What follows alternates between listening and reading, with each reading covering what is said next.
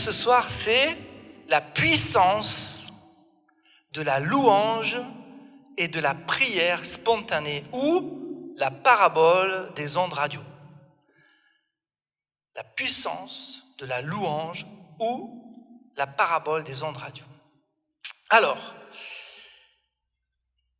très simplement, on vient de chanter « De toi Seigneur, que ma bouche chante ta louange ». Quand je suis arrivé ici, il y a 4 ans, dans ce groupe de prière, on était une dizaine. Aujourd'hui, on est à peu près 80 en moyenne. Alléluia. Et cette petite dizaine, elle était pleine d'amour du Seigneur. Et elle chantait de tout son cœur. De toi, Seigneur, que ma bouche chante, sois loué, Seigneur. C'était à fond. Puis dès qu'on arrêtait le chant, silence radio.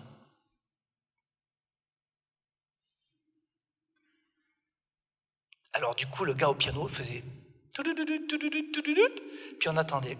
Et puis il y en avait un qui osait, 2, mais la plupart n'osaient pas louer le Seigneur.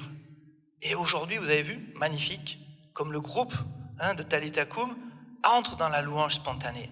Eh bien, je voudrais que tous, ceux qui le font déjà et ceux qui ne le font pas encore beaucoup, comprennent quelle intuition spirituelle il y a derrière. C'est pas simplement on fait ça comme on ferait autre chose. C'est pas simplement on a pris cette habitude-là. Non, il y a vraiment une logique, une pédagogie divine qui remonte à loin. Si vous prenez les psaumes, pourquoi les psaumes sont la grande prière liturgique de l'Église? Parce que, allez, bon, je vais pas faire, disons je pense qu'il y a 40% des psaumes qui sont des psaumes de demande et d'intercession et de lamentation, de cris vers Dieu, mais tu as beaucoup plus de psaumes qui sont de la louange, tout simplement de la louange. C'est tellement important. Isaïe 43 dit « Le peuple que je me suis formé publiera mes louanges ». Alors c'est comme si le bon Dieu il s'est réveillé un matin et dit « Tiens, moi j'aimerais bien que les jeunes de Talitha Koum ils fassent mes louanges. Oh, j'aimerais bien que vous me louez. » C'est pas ça du tout. Dieu, il a qu'à mettre un CD pour être loué. Il n'a pas besoin de vous. Hein? Il n'a pas besoin de vous. Enfin, ces louanges ne le font pas exister plus. Alors pourquoi? Pourquoi c'est si important, la louange? Parce que justement, c'est ceux qui vous donnent d'être des créatures. Tu es une créature de Dieu. C'est comme un enfant. Un enfant qui n'aurait pas une vraie relation avec son papa et sa maman, il dirait jamais merci, il ne vient jamais dire je t'aime, il ne vient jamais faire des câlins. C'est un enfant qui n'a pas compris son lien filial. Quand tu loues le Seigneur, tu as compris le lien filial avec Dieu. Beaucoup demandent, mais peu louent. En fait, quand tu loues le Seigneur, tu es comme cet enfant qui dit merci. D'ailleurs, je pense qu'il y a certains parmi vous qui sont issus de familles catho. N'est-ce pas? Qu'est-ce qu'on vous a appris? Quand vous étiez enfant, souvent, on apprend 3 mots. Allez mon petit, tu vas dire « Pardon Jésus »,« S'il te plaît Jésus »,« Merci Jésus ». J'adore assister comme prêtre à des veillées de quand je suis invité à manger chez les gens. J'aime beaucoup quand on m'invite avant que les enfants soient couchés et de faire la prière avec les enfants. Je craque, c'est craquant. Ça, c'est pour le bon côté quand je suis là. Je sais qu'au quotidien, les parents, c'est pas si craquant que ça, c'est plutôt difficile. Mais il y a des fois, c'est magnifique. T'entends la petite fille qui dit « Pardon Jésus, parce que j'ai pas été sage à l'école. » Ouais, c'est trop mignon. Mais il y a un mot qu'on pourrait rajouter, mais que les parents ne disent pas. C'est « Tu es beau, tu es belle. Tu es beau papa, tu es belle maman. » Ça, c'est la louange. C'est même pas une demande, s'il te plaît, c'est même pas en réaction à un acte que j'ai fait, pardon, c'est même pas un remerciement pour un cadeau, c'est simplement gratuit. La louange, c'est complètement gratuit. C'est simplement, tu es beau Seigneur. C'est magnifique. Et le pape François nous avait fait une très belle homélie en 2014 sur ce thème. Il a médité sur un passage de la Bible que vous connaissez peut-être. C'est le passage où le roi David accueille l'arche qui était partie en exil et qui revient à Jérusalem. L'arche est apportée sur un âne et le roi David se met à danser autour de l'arche. Il est comme fou. Il paraît même qu'il était juste vêtu d'un pagne, lui qui était roi. Il se met à danser, à louer, à tourner les bras un peu. Loué sois-tu Seigneur, tu es là, tu es là. Et là, sa femme, Michal, qui le regarde, qui dit non mais il a pété un câble, il a perdu la tête. Elle a honte de lui. Elle a vraiment honte de lui. Et le pape François de nous dire que parfois les gens ont honte des chrétiens qui louent le Seigneur. Ça peut arriver. Une sorte de, ils sont vraiment bizarres ceux-là, je trouve. Ils dévissent les ampoules un petit peu, vous voyez ce que je veux dire. Et puis quand on est avec eux, à la limite, on les trouve sympas, donc on veut bien, mais de là à faire comme eux, non, jamais de la vie, ça, tout, mais pas ça. Il y a comme un blocage. Mais, nous dit la parole de Dieu, vous retournerez voir le passage de Michal et du roi David devant l'arche, vous tapez sur votre petit internet, roi David devant l'arche, qu'est-ce qui se passe? Michal, à partir de ce jour-là, est devenu stérile. Et le pape François de nous dire, à contrario, la louange nous rend féconds. C'est magnifique cette idée. La louange nous rend féconds. Elle nous rend d'autant plus féconds que si vous êtes capable de louer le Seigneur en tout temps, louer le Seigneur en tout temps et en toutes circonstances, nous dit la parole de Dieu. Louer le Seigneur quand ça va bien, quand il fait beau, qu'il ne pleut pas, que j'ai pas mal dans mon corps, que je réussis mes examens. Louer le Seigneur lorsque je suis malade, lorsque j'attends de prendre des mauvaises nouvelles de ma famille, lorsque je suis en échec scolaire, lorsque je suis en rupture affective, lorsque j'y vois que dalle pour mon avenir, je ne comprends rien du tout. Être capable de dire au Seigneur, je te loue Seigneur. Parce que il y en a certains, ils font comme ça avec le bon Dieu. Ils l'aiment bien quand tout va bien, mais quand ça va mal, ils le boudent. Ah non, moi je boude le bon Dieu. Alors c'est comme si Dieu, quand ça va bien, il était beau, et quand toi tu vas mal, lui il changerait, il serait moche. C'est incroyable ça. Dieu est le même. Bien sûr, je comprends, moi aussi le premier, que quand on est dans l'épreuve c'est plus difficile. Mais c'est ça qui est magnifique. La puissance de la louange, c'est lorsqu'on arrive à louer Dieu en toutes circonstances, y compris lorsque ça va mal. Et je dirais même surtout lorsque ça va mal. La personne qui est capable d'avoir la même louange, cette même constance dans la louange, il a une vraie maturité spirituelle.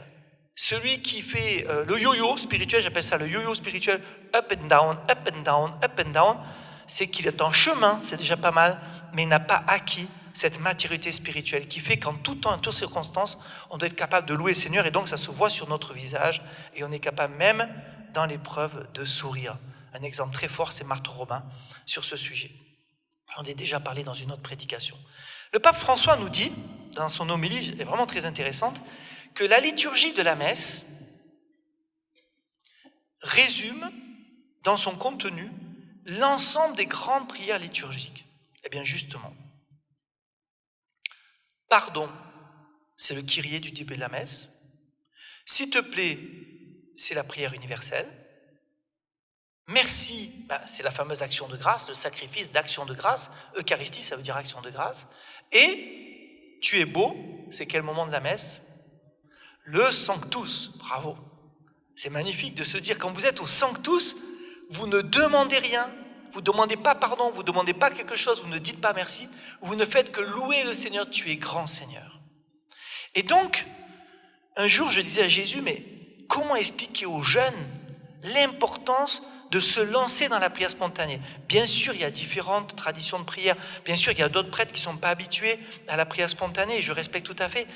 Mais il me semble que c'est une école de spiritualité qu'on aborde dans beaucoup de domaines, Genèse 2000, Annuncio et le renouveau charismatique, sans tomber dans un excès, être complètement dévisseur d'ampoule. Je pense qu'expérimenter ce déblocage de la prière spontanée, même dans une prière simple, entre amis, c'est tellement important et je vais vous expliquer pourquoi. Est-ce qu'en ce moment, vous savez qu'il y a Skyrock qui est en train de passer dans l'église? Je vois que tu fais des gros sourcils. Il n'y a pas Skyrock en ce moment. Tu sais pas? Et pourquoi il n'y aurait pas Skyrock? On est à Montpellier, quand on n'est pas perdu, on n'est pas sur. Il y a Fun Radio, il y a Europe 1, il y a RMC qui est en train de passer le match Real Madrid-Atlético. Qu'est-ce qu'il ne faut pas faire pour Jésus pour rater des trucs pareils? Vous voyez ce que je veux dire? Donc tout ça, ça passe sur les ondes radio. Mais pourquoi on ne l'entend pas? Pourquoi vous m'entendez moins et vous n'entendez pas ni RMC, ni RMC Sport, ni. Tout simplement parce que vous n'avez pas l'antenne pour capter cette onde qui passe. Elle est là au milieu de nous, cette onde, elle existe, il y a vraiment le bruit, mais il faut juste une antenne pour la capter. Vous êtes d'accord ou pas? Donc si vous avez un poste radio, vous mettez sur la bonne fréquence, vous captez l'onde.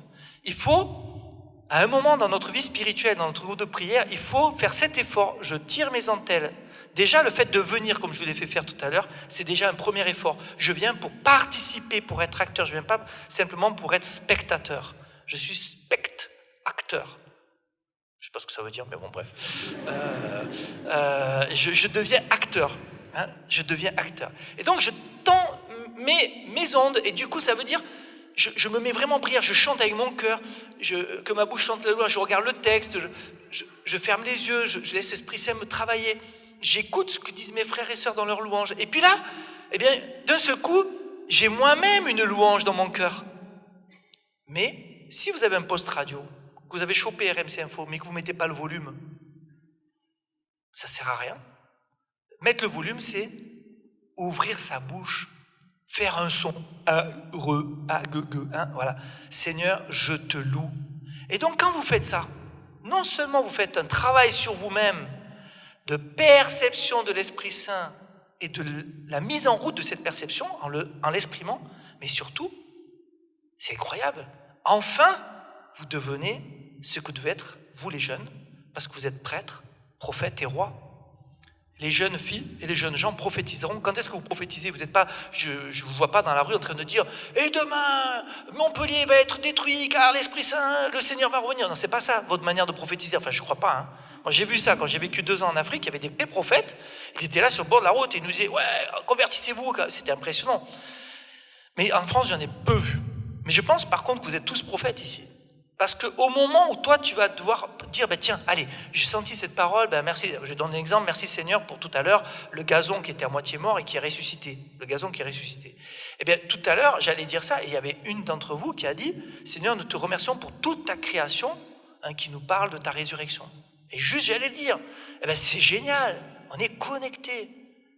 Et ça nous fait du bien. Et parfois, ce que tu vas dire, la personne n'y pensait pas, mais elle-même, elle va être réveillée dans sa prière, elle va être stimulée. Donc voilà, tu fais partie de cette pyramide, cette fameuse pyramide humaine. Tu es participant. Alors, demandons vraiment au Seigneur pour cette grâce pour chacun de vous. Vous avez remarqué qu'à Tetakoum, on distingue bien les 2 temps, à voix spontanée, prière spontanée. On ne mélange pas les moments de louange. Hein, on pourrait dire « Tu es beau, merci », ça c'est la louange, avec les demandes d'intercession. S'il te plaît, on le fait à un autre moment. On le fait en général dans la 2e partie de notre soirée de prière, quand il n'y a pas l'adoration ou à d'autres moments. Ça, c'est important de pouvoir un peu distinguer. Mais surtout, beaucoup de chrétiens aiment Jésus et prient Jésus en demandant. Beaucoup demandent pardon, mais trop peu. Pas mal disent merci quand même, quand quelque chose se passe bien, merci Jésus, je suis trop heureux, mais trop peu le louent vraiment pour ce qu'il est, à voix haute en disant Seigneur, tu es grand et tu es beau. Et c'est pas si simple que ça, mais c'est une très très belle prière. Et j'espère que cette petite exhortation de ce soir vous aura un peu stimulé et encouragé pour louer le roi des rois, notre Dieu qui est tellement digne de louange. Amen.